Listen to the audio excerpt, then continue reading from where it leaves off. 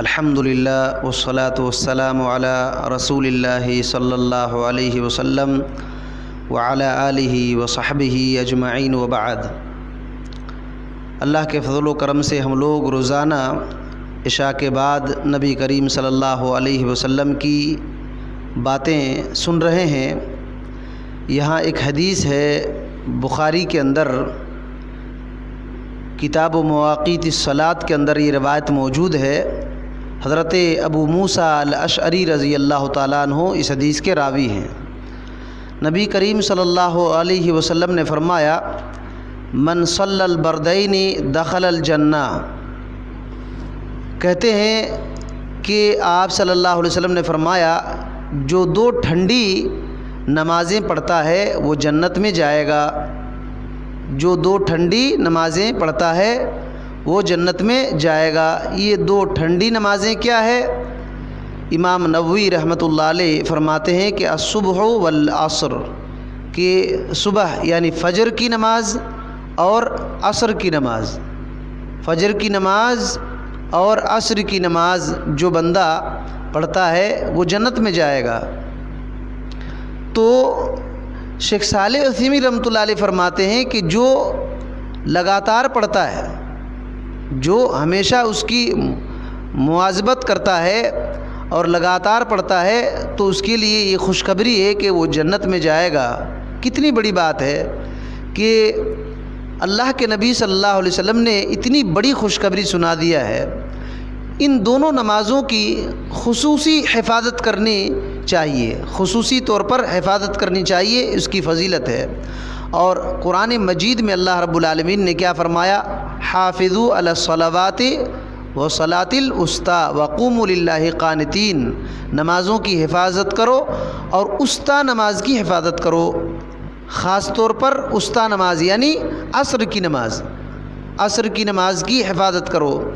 یہ اتنی بڑی تاکید کیوں ہے؟ مسئلہ یہ ہے کہ اکثر جو ہے یہ دونوں وقت میں انسان غافل ہوتے ہیں، انسان غافل ہوتے ہیں۔ صبح کے وقت نیند کی حالت میں غفلت میں پڑ جاتے ہیں، اور عصر کے وقت پورے دن کا کام سمیٹنے کے چکر میں غفلت میں پڑ جاتے ہیں۔ سوچتے ہیں کہ جلدی جلدی کام سمیٹیں، اور پھر اس وقت بھی بہت سارے بندے سوئے رہتے ہیں اور دن بھر کے کام سمیٹنے کے چکر میں مشغول ہو جایا کرتے ہیں اور اس نماز کو چھوڑ دیتے ہیں۔ یہ دو ٹھنڈی نماز ہے۔ دیکھیے آپ صلی اللہ علیہ وسلم نے کہا کہ دو ٹھنڈی نماز۔ آپ غور کیجئے کہ ٹھنڈی کے وقت، جیسے ابھی ٹھنڈ کا موسم ہے، تو صبح کے وقت کتنی زیادہ ٹھنڈی ہوتی ہے، صبح کے وقت ٹھنڈی ہو جاتی ہے۔ اور گرمی کے موسم میں بھی صبح فجر کے وقت موسم ٹھنڈا ہی رہتا ہے۔ تو اللہ کے نبی صلی اللہ علیہ وسلم نے یہ بہت بڑی بات فرمایا۔ اور اسی طریقے سے دن آہستہ سے گزر جاتا ہے، زوال شمس کے بعد ٹھنڈا ہونا شروع ہوتا ہے، ٹھنڈا ہونا شروع ہوتا ہے، اور ٹھنڈی کے موسم میں بھی تیز ٹھنڈی عصر کے بعد ہی شروع ہوتی ہے۔ تو یہ دونوں ٹھنڈی نمازیں جو ہے بندہ پڑھے جنتی ہے، جنت کی خوشخبری ہے۔ اور آپ دیکھیے عصر کی نماز کی کتنی بڑی فضیلت ہے کہ آپ صلی اللہ علیہ وسلم نے کیا فرمایا؟ ملأ اللہ بیوتہم وقبورہم، کہ اللہ تعالیٰ ان لوگوں کے گھروں اور ان لوگوں کی قبروں میں کیا کرے؟ آگ سے بھر دے۔ ان کے قبروں اور ان کے گھروں کو اللہ تعالیٰ آگ سے بھر دے، جن لوگوں نے ہم کو عصر کی نماز سے مشغول کر دیا۔ جنگ احزاب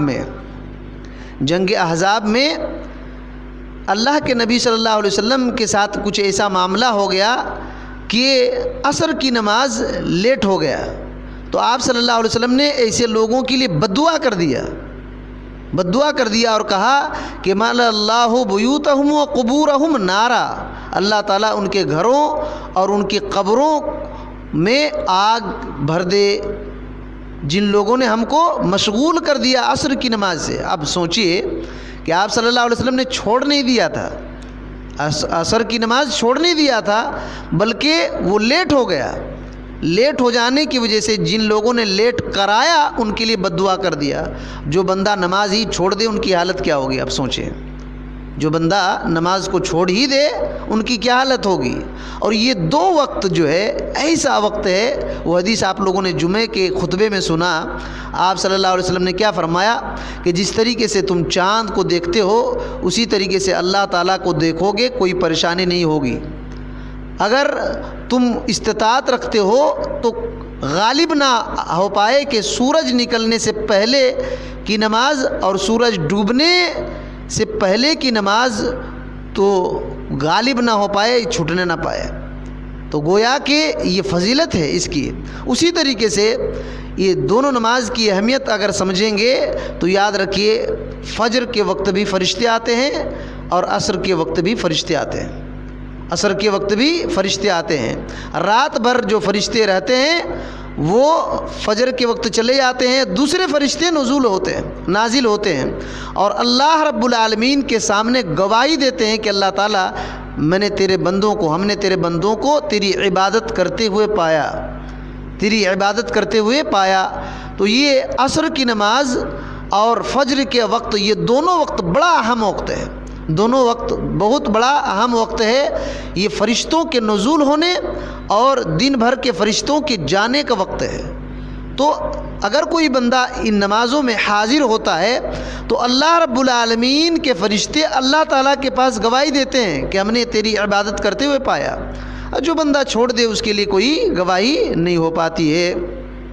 تو اسی وجہ سے اس کی ایسے ہی فضیلت نہیں ہے دونوں نمازوں کی۔ اور فجر کی نماز تو جو بندہ چھوڑتا ہے اس کی نفاق کی علامت ہے، اگر بغیر عذر شرعی کے چھوڑتا ہے تو یہ نفاق کی علامت یہ ہے کہ بندہ فجر کی نماز چھوڑتے رہتا ہے، سستی کرتا ہے، تو یہ نفاق کی علامت ہے۔ تو اتنی بڑی بات ہے، تو فجر کی نماز اور عصر کی نماز کو پابندی کے ساتھ بندے کو پڑھنا چاہیے۔ اور ایک چھوٹی سی روایت ہم لوگ دیکھتے ہیں، تو یہ بخاری کی روایت ہے کتاب الجہاد کے اندر۔ اللہ کے نبی صلی اللہ علیہ وسلم نے فرمایا اذا مرض العبد او سافر كتب له مثل ما كان يعمل مقيما صحيحا، رواہ البخاری۔ نبی کریم صلی اللہ علیہ وسلم نے فرمایا جب بندہ بیمار ہوتا ہے یا سفر اختیار کرتا ہے تو اس کے لیے اس کے مثل عمل لکھ دیا جاتا ہے جو مقیم، جو حالت قیام اور صحت کی حالت میں کرتا ہے۔ آپ لوگوں کو بات نہیں سمجھ میں آئی؟ آپ صلی اللہ علیہ وسلم نے کیا فرمایا؟ اذا مرض العبد، جب بندہ بیمار ہوتا ہے یا سفر کرتا ہے، تو یہ بیمار آدمی اور مسافر آدمی کے لیے جو اعمال لکھا جاتا ہے صحت کی حالت میں جو کرتا ہے اسی طریقے سے بیمار کے حالت میں بھی لکھ دیا جاتا ہے، اور حالت قیام میں جو نیکی کرتا ہے سفر کے حالت میں بھی اسی طریقے سے اس کے لیے نیکی لکھے جاتے ہیں۔ اس کو کھل کر کے سمجھیے۔ ایک بندے کو عادت ہے کہ حالت صحت میں جب تندرست ہوتا ہے تو نفلی نمازیں وغیرہ پڑھنے کی اس کو عادت بنی رہتی ہے، زیادہ سے زیادہ عمل کی اس کو عادت بنی رہتی ہے۔ تو جب وہ بیمار ہو جاتا ہے تو بہت سارا عمل نہیں کر پاتا ہے۔ بات سمجھ میں آ رہی ہے؟ بہت سارا عمل نہیں کر پاتا ہے۔ اسی طریقے سے ایک بندے کو عادت پڑ جاتی ہے نفلی عبادتوں کی، تو سفر کر رہا ہے تو بہت سارے نفل نہیں پڑھتے ہیں نا سفر میں تو ایسے فرض جو نماز ہے وہ 4 رکعت والی 2 رکعت ہو جاتی ہے، اور وتر کو پڑھا جا سکتا ہے۔ دوسرے جیسے ظہر سے پہلے ظہر کے بعد جو نمازیں ہیں نفلی نمازیں سنتیں وہ نہیں پڑھتے ہیں بندے۔ تو ایک بندے کو گھر میں رہتا ہے تو عادت پڑی ہوئی رہتی ہے نفلی نماز کی، تو سفر میں اگر چل رہا ہے اس کی عادت پہلے سے پڑی ہوئی تو نماز نہ پڑھے پھر بھی اللہ تعالیٰ اس کو ثواب دے دیتا ہے۔ اب بات سمجھ میں آ گئی؟ ایک بندہ جب صحت میں رہتا ہے تو شیخ صالح عثیمین رحمۃ اللہ علیہ اس کی وضاحت کرتے ہیں کہ ایک بندہ صحت کی حالت میں جماعت کے ساتھ نماز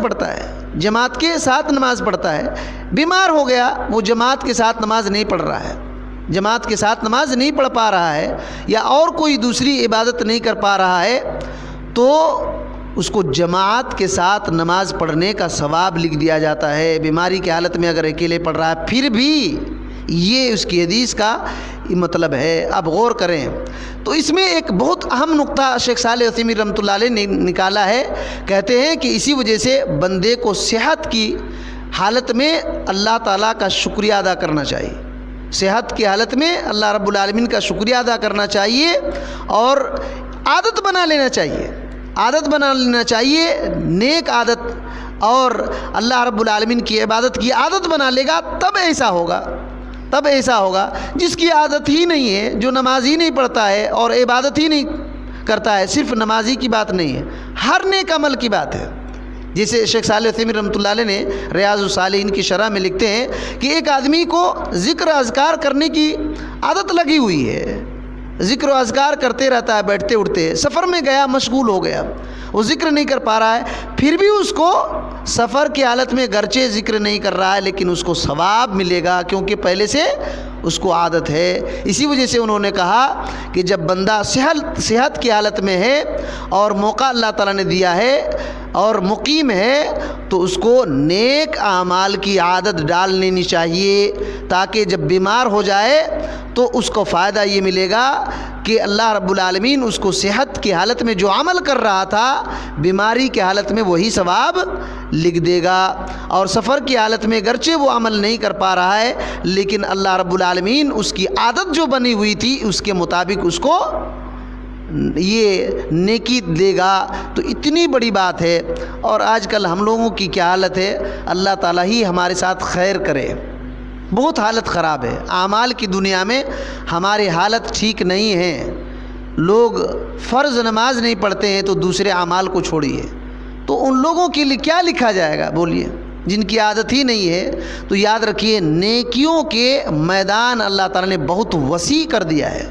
نیکیوں کے میدان اللہ تعالیٰ نے بہت وسیع کر دیا ہے. بندہ چاہے تو نیکیوں کا پہاڑ جمع کر سکتا ہے, اور نہ چاہے تو پھر اس کے ہاتھ کچھ بھی نہیں لگے گا.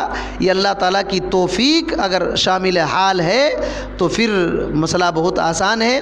ہم لوگوں کو ان سب باتوں کو سن کر کے فکر کرنی چاہیے کہ ہم اس میں ہیں کہ نہیں. اللہ رب العالمین سے دعا ہے کہ اللہ تعالیٰ ہمیں بھی اسی طریقے سے بندوں میں شمار فرما لے, اور اللہ تعالیٰ ہمیں نیکیوں کی حفاظت کرنے کی توفیق دے, ہر قسم کی برائی, فتنہ, فساد, شرک و بدعات اور ان کے تمام راستوں سے بچے رہنے کی توفیق دے. آمین. والسلام علیکم ورحمۃ اللہ وبرکاتہ.